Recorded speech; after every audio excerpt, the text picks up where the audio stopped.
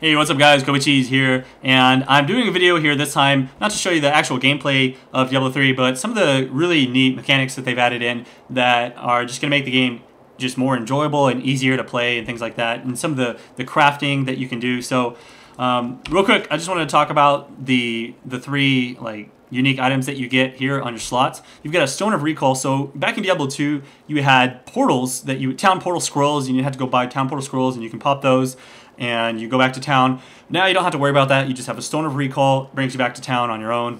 So that's neat. You don't actually go into your friends' portals anymore either. So if you want to join up with a friend of yours that is playing, instead of going to his portal, there are going to be these flags right here that are around the waypoint areas. And so if I had a friend in the game and he was somewhere, I would just click on his flag right here, boom, and it would teleport me straight to him without him having to do a portal or anything like that. So that's pretty neat. Another thing is the Cauldron of Jordan. And so let's say I've got all these items here and I am out fighting and my inventory is full and I don't want to go all the way back to town and sell all my stuff and then come back. All I got to do is click on this Cauldron of Jordan and boom, it's going to sell it right away. It goes straight to my gold pool. I can also break stuff down using the Nephilim Cube. Nephilim Cube, it does the same stuff. It breaks down your items. So let's say I want to break down this club here and make it into magical components. You see I broke it down. It gives me common scraps and subtle essences. So that's pretty neat right there. All right, so what I want to show you though next is the crafting. So in order to do that, what I've done is I've been gathering these pages of training across all of my different characters. And so I'm going to throw this page of training into my stash, and I'll explain to you what that does here in just a little bit. But for now, I'm going to throw this into my stash, and you notice I've got all these different slots in my stash. In fact, if I wanted to buy more slots, I could. It takes gold to do that. Boom, I bought some more slots. It's only 2,500 gold. Opens up those extra slots, and you can buy tons of slots. And I'll show you some really cool stuff with that in just a second. So this is my barbarian. I'm going to go ahead and jump off of him and show you something really cool about the way your stash and your gold works. So let's leave this game. And I'm going to jump onto my sorceress and show you how the crafting works. Let me go back and get onto the sorceress, or wizard. I'm used to saying sorceress from Diablo 2, but it's actually wizard. You're a wizard, Harry! Okay, campaign and start game. So the stash is actually shared between all of your characters in addition to your gold. So if I find gold on my barbarian, for example, it's going to be here as well. So let me go ahead and I've got all these different items. I'm going to break them down real quick because there's just too much stuff here going on. Way too much going on.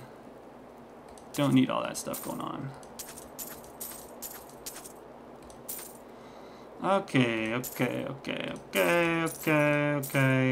Just looking at these actually, it doesn't really matter. There's not much here that I need to worry about. Okay, cool. So I've got done. So I've broken down these. I've got several components. Now I can go to my stash. There's the items that I swapped over from my other characters.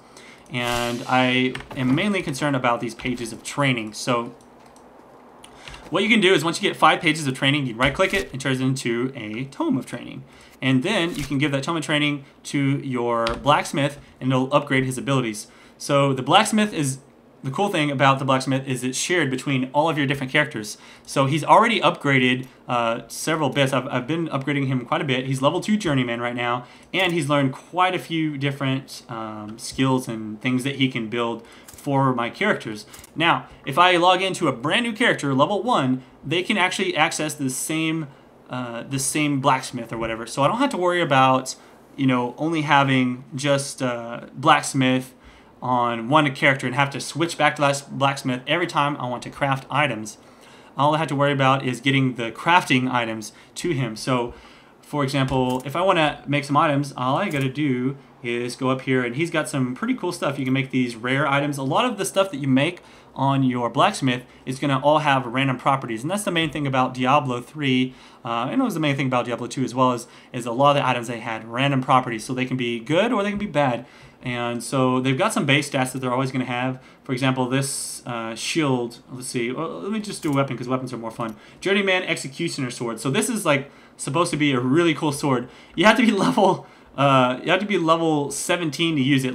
You can't even level up to level 17 in the Diablo 3 beta. You can only level up to level 13, but regardless, it's cool because it shows you, you can build that, and it'll have 3 different random properties. It increases your attack speed, does a bunch of damage. For now, though, I'm actually going to make a spell book. Since I have a wizard here, I want to make a good spell book, right?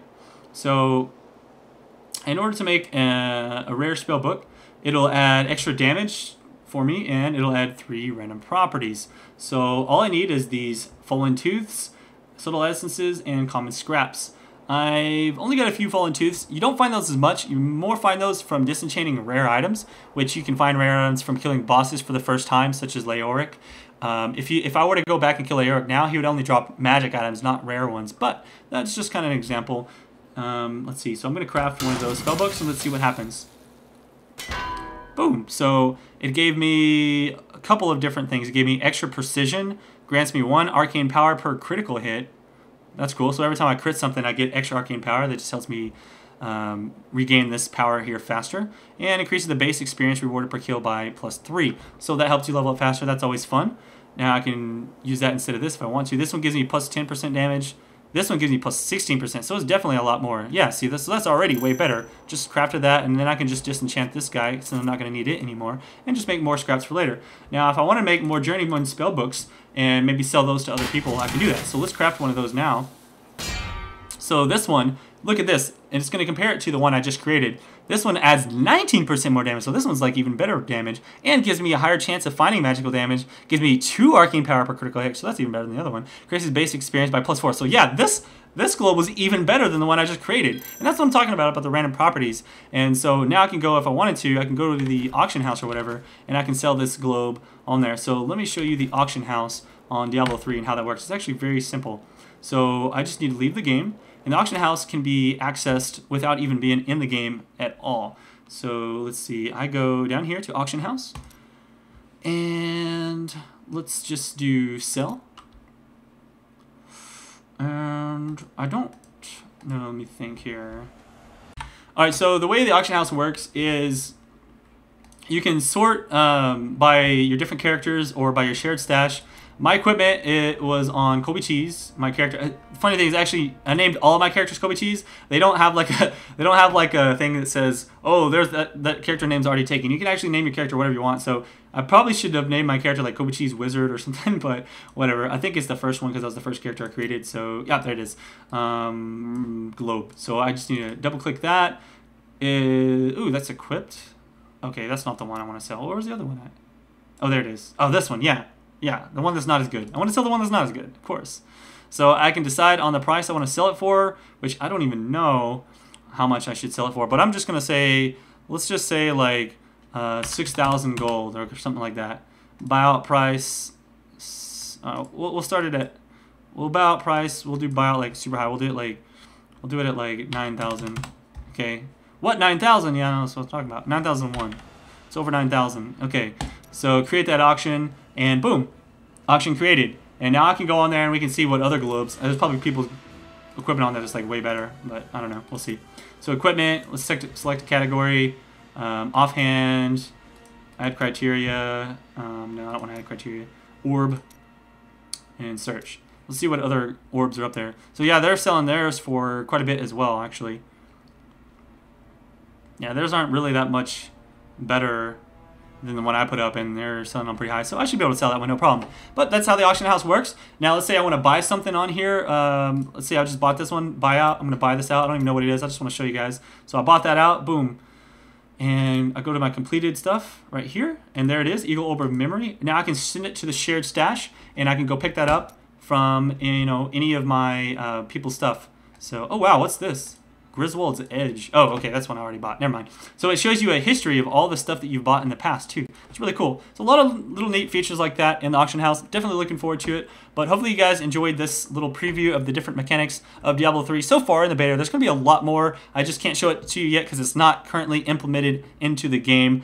But anyways, guys, that was fun, and I'll see you around for the next one. Be sure to subscribe for more Diablo 3 videos and other games in the future. I'll be doing walkthroughs, guides, you know, coverage, reviews, all that good stuff. So I'll see you around. Peace out.